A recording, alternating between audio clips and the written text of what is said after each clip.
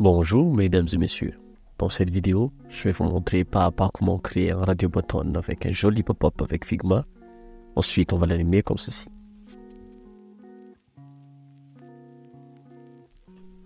Pour commencer, nous allons utiliser donc ces deux couleurs-là pour notre interface. On va enregistrer dans notre style les couleurs que nous allons utiliser. Donc ici, notamment le noir et ensuite on va faire de même pour le gris.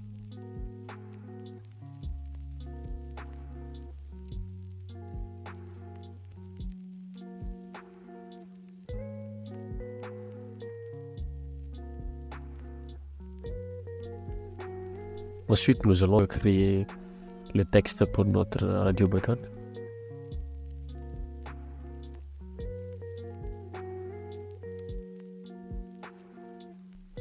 Ensuite, on va prendre donc l'outil ellipse pour créer un cercle.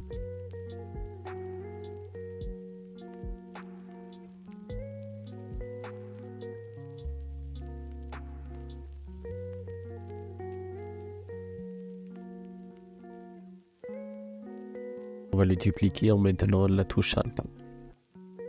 On va ensuite sélectionner les deux et les aligner au centre. On va les regrouper dans un frame. On va en profiter pour renommer donc nos cercles. Nous allons les utiliser pour créer l'état de notre radio button, sélectionner ou non.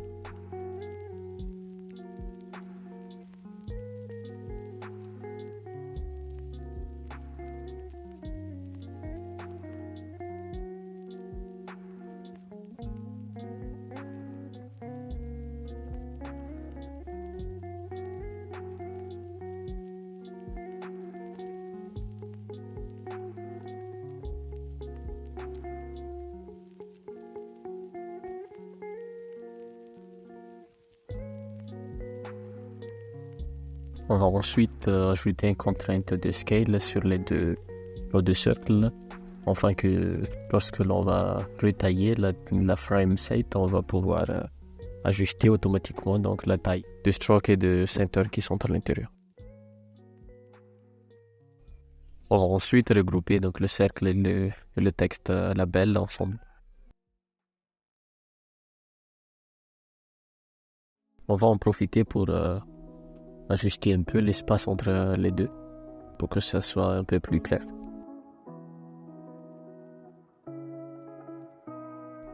On va ajuster éventuellement aussi la taille des cercles.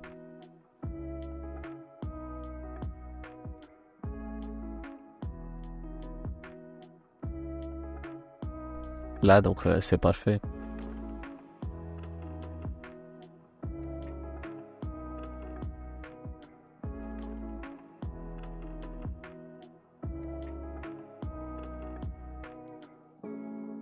On va créer ensuite un component en appuyant sur cette icône-là.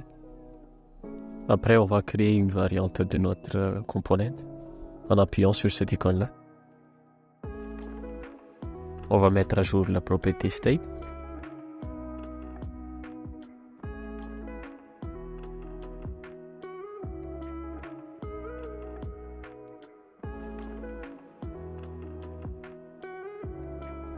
Pour l'état désélectionné, nous allons supprimer tout simplement le cercle à l'intérieur et changer son state en désélectionné. Ici, on va mettre default tout simplement. On va aussi créer notre variable pour l'état hover et en profiter aussi pour faire quelques ajustements.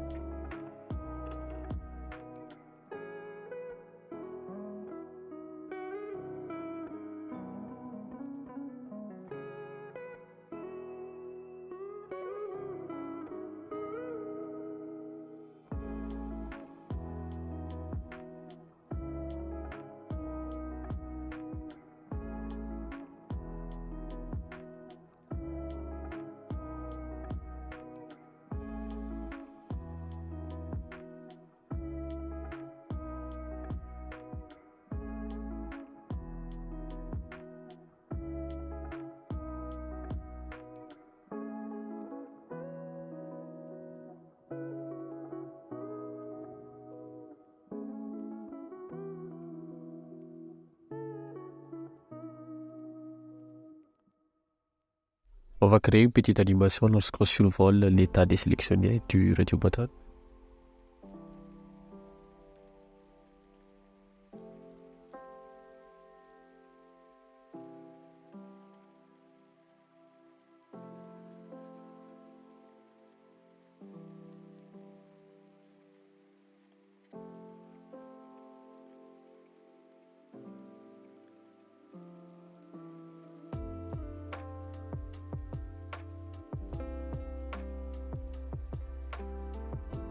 On va créer maintenant une petite fenêtre qui va contenir notre radio button.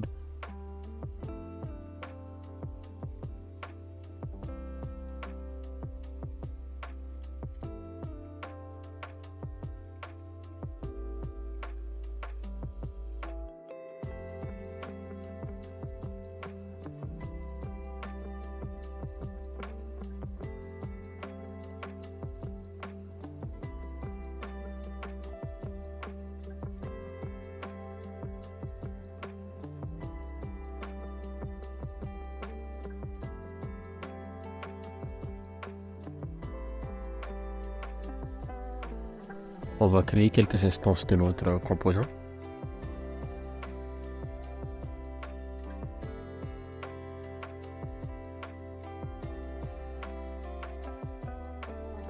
On va regrouper l'ensemble dans un frame.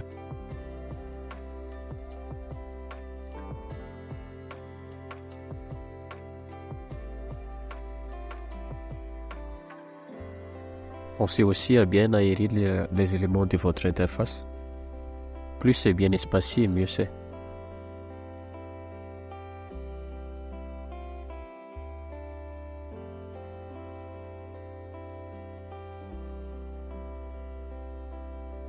Afin de pouvoir modifier plus facilement les labels de notre radio button, on va créer une propriété qu'on va appeler label. Pour ce faire, sélectionnez le texte de notre composant et ensuite cliquez sur cette icône-là.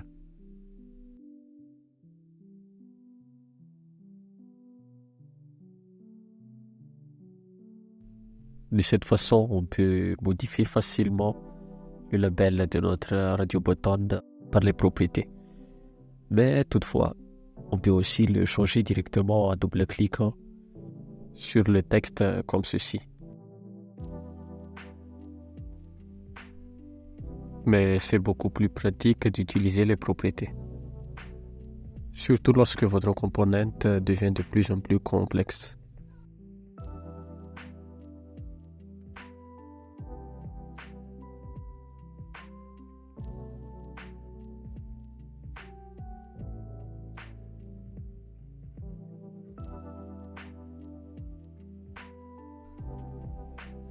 On va améliorer un peu notre fenêtre parce que là, c'est un peu moche.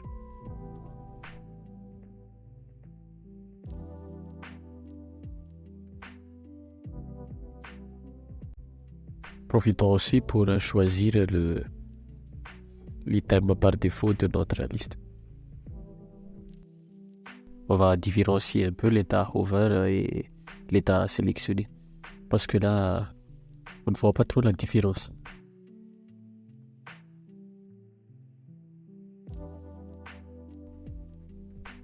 Rien n'est parfait du premier coup, alors n'hésitez pas à ajuster et améliorer un peu au fur et à mesure.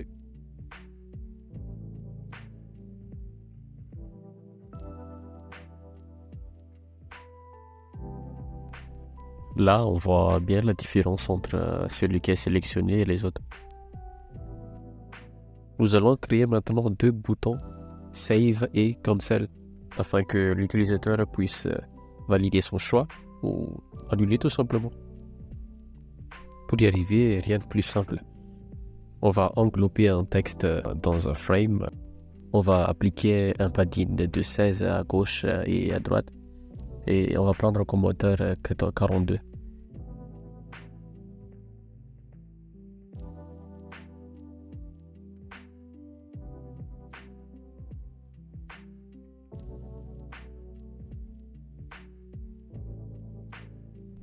On va utiliser deux variantes de boutons.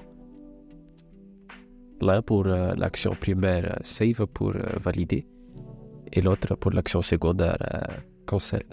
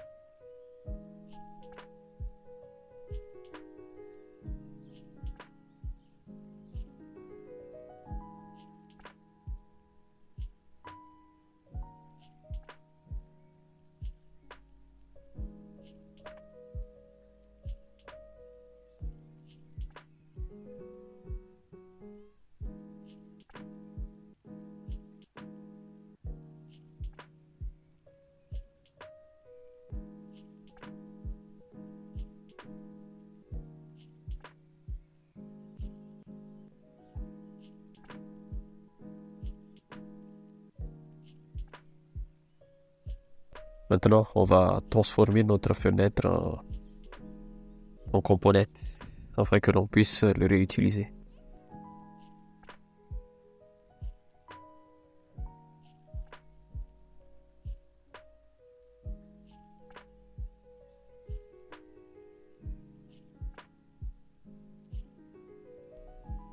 On va créer une instance et on va l'englober dans un frame.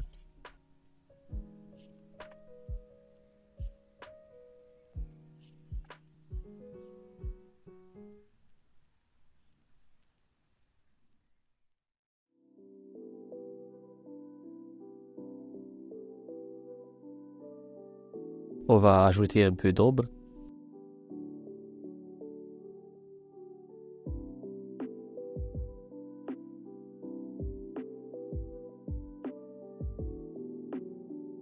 Changer l'arrière-plan de son conteneur.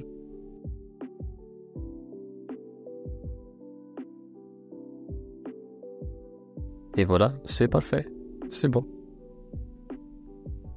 On va tester un peu le hover et on verra si ça marche bien ou si on va devoir ajuster un tout petit peu.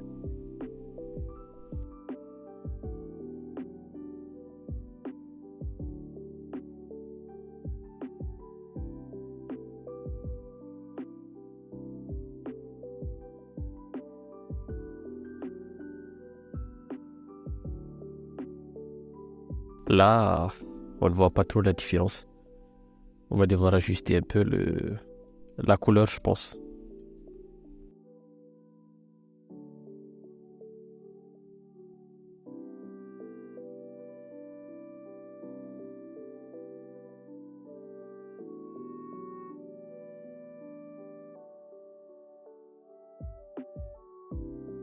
C'est parfait.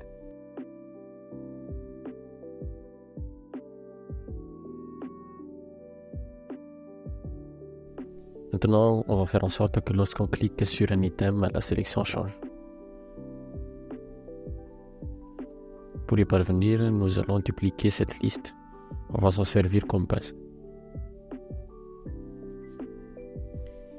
Créons un component qu'on va appeler mode.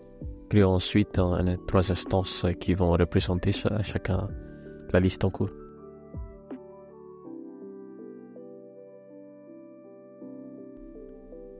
La première pour Device Theme, la deuxième pour Light Mode et la troisième pour Dark Mode.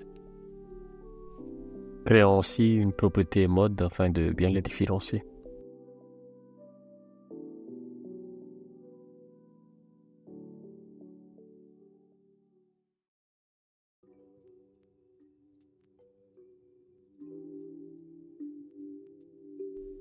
mettre à jour la sélection, il suffit tout simplement de cliquer sur un radio button, le bon radio button, et changer la property state en selected. Par exemple, pour la deuxième, on va choisir light mode.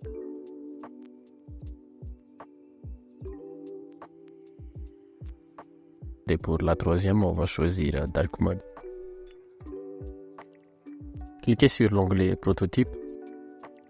Sélectionnez le radio button light mode, puis glissez vers la deuxième variante. Et changez le type d'animation en instant. Et faire de même pour la troisième variante. Cliquez sur le radio button light mode et glissez vers la deuxième. Et on va répéter les mêmes étapes pour les autres.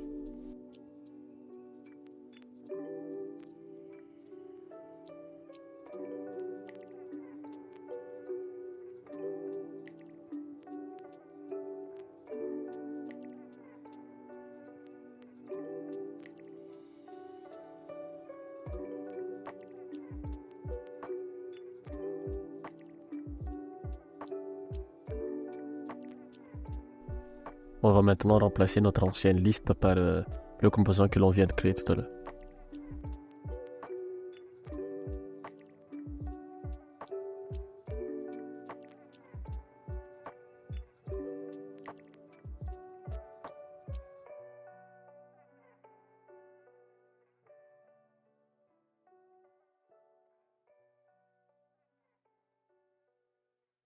Dans notre prototype, n'oubliez pas d'appuyer sur le bouton Restart en bas pour que ça fonctionne. N'hésitez pas à actualiser la page aussi si besoin. Bon voilà, notre liste fonctionne. J'espère que vous avez appris quelque chose à travers cette vidéo. Si vous avez des questions, n'hésitez pas à me les poser. L'espace commentaire est fait pour ça. Portez-vous bien et à très vite.